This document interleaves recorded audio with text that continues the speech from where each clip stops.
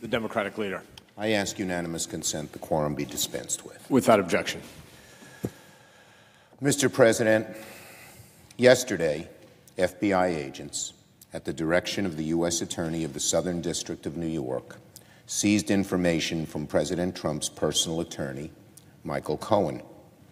It was reported that the referral to the U.S. Attorney's Office originated with Special Counsel Mueller, but the raid itself was under the direction of the U.S. Attorney's Office and New York FBI agents.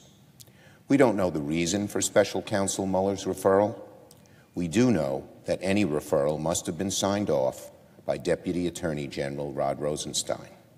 Furthermore, the U.S. Attorney's Office in New York would have to be convinced that whatever information Mr. Mueller passed along was worth pursuing. And the U.S. Attorney would have to convince an independent magistrate judge, nonpartisan, that there was probable cause to believe that seizing information from Mr. Cohen would yield evidence of a crime. That's a serious and high standard that had to be met. I go through these details because it's important to understand that yesterday's events could only have been the result of a rigorous legal process with checks every step of the way and with a very high burden of proof. And yet, last night, President Trump said the FBI raid was a disgrace, part of a witch hunt, an attack on our country, and mentioned that many people have encouraged him to fire Mr. Mueller. We'll see what happens, he concluded. Let's break this down. The President suggests that the latest events are part of a partisan conspiracy against him. I'd remind the President that the source of the referral, Special Counsel Mueller, is a lifelong Republican. The Deputy Attorney General who signed off on the referral, Rod Rosenstein, is a Republican, appointed by President Trump. The Attorney General, Jeff Sessions, a Republican, appointed by President Trump. And the U.S. Attorney for the Southern District in New York, which sought a search warrant based on that information, is a Republican, appointed by President Trump. The agents in New York who carried out the seizure are under the direction of Christopher Wray, a Republican, appointed by President Trump. So if President Trump believes this to be a partisan conspiracy, he once again ignores the fact that every major player is a Republican, and all but the judges appointed by President Trump himself.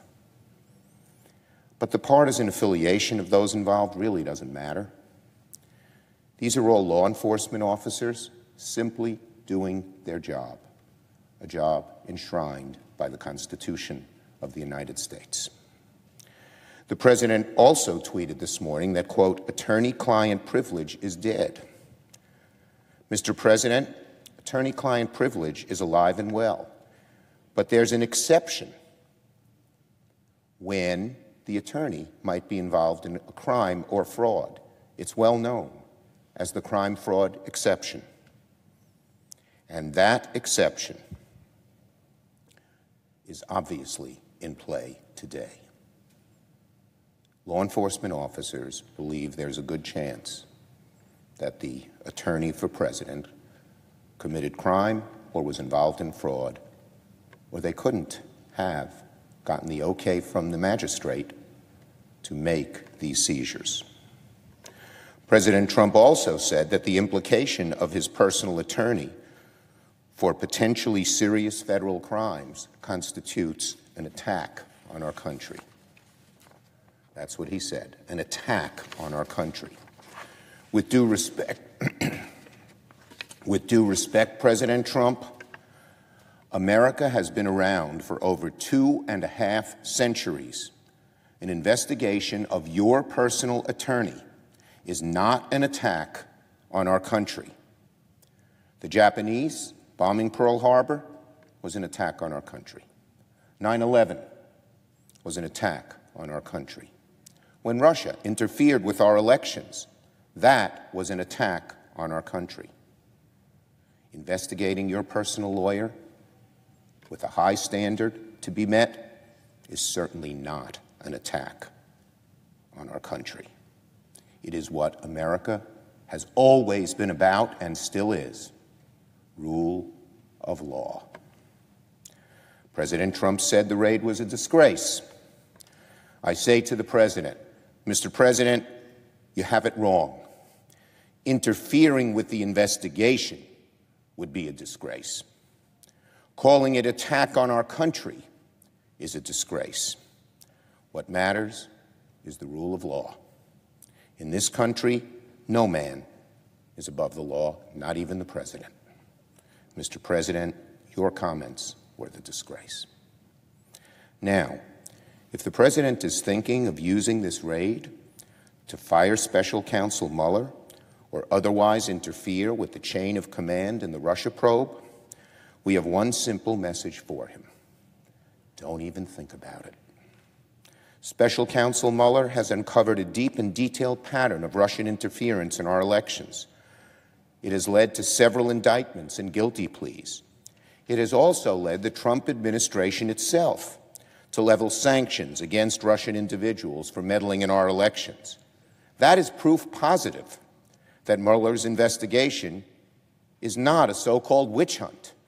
If the President's own administration has leveled sanctions against Russian individuals for meddling in our elections, how can the President say it's a witch hunt? It's being pursued by his own administration, independent of the Mueller investigation. And the investigation by Special Counsel Mueller is critical to the health of our democracy and the security of future elections. It must be allowed to continue. The President seems to have a view that the Department of Justice's sole purpose is to protect the President and go after his enemies.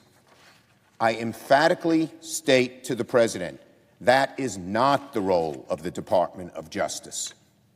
Their role is to enforce the law and go after anyone who breaks it.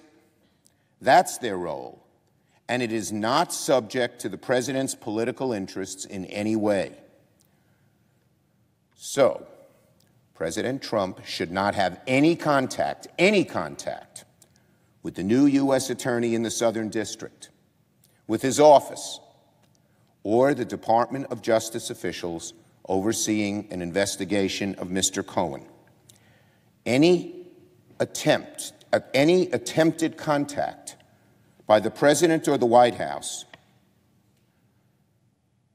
should be reported to the Department of Justice immediately. One final point. When President Trump implies that the Mueller investigation is an assault on our country and our values, he's not only dead wrong, he's wrong in a very dangerous way. Special Counsel Mueller, the FBI, federal prosecutors, and U.S. attorneys are following the due process of our legal system. Calling that an attack on our country undermines the rule of law, the bedrock principle of this great nation for centuries, the reason, above all, that the rest of the world looks up to these great United States of America. The only person engaging in an attack on American values, what we all stand for, the rule of law, is unfortunately President Trump. It needs to stop. It's gnawing at the core of America. You know, Mr. President, it's difficult to know when you're living through a historic time in this country. Our nation has prevailed through many dark times. We all hope that in the sweep of history, our current moment is not one of peril. But we have witnessed a sustained attack by the President of the United States on the rule of law in this country, and we may be getting to that point. We've seen that any institution with the power to check the President's power, the federal judiciary, the Department of Justice, the FBI, the Congress, the press, suffers his disdain and derision. If we fail to defend these institutions, which represent the rule of law and the Constitution, the balance of power in our country that the Founding Fathers so brilliantly enshrined, then we are letting our grand democracy diminish. I beseech my colleagues on both sides of the aisle to stand up and say what the President is doing is wrong. Make it clear that firing Mueller or interfering in his investigation crosses a red line and is a threat to our constitutional order. Let us also be clear that the President does not have the authority to order the special counsel's firing without cause. And finally, let us take steps to protect the special counsel from political interference. We have several bipartisan bills designed to do just that. Majority Leader McConnell should bring them to the floor and let us debate them very soon. For months, Republicans have said that legislation to protect the special counsel is not needed because they've been assured by nameless people that the President won't fire the special counsel. That assurance has been shaken by the President's comments last night. By his own words, it's clear the President may be considering firing the special counsel. This Congress must respond forcefully and on a bipartisan basis by reaffirming our belief that the President cannot fire special counsel without cause, and by passing legislation to ensure that any attempts to remove Robert Mueller will be unsuccessful. We should not abide the President's attempted assault on the rule of law in America. The eyes of history are upon us. I yield the floor.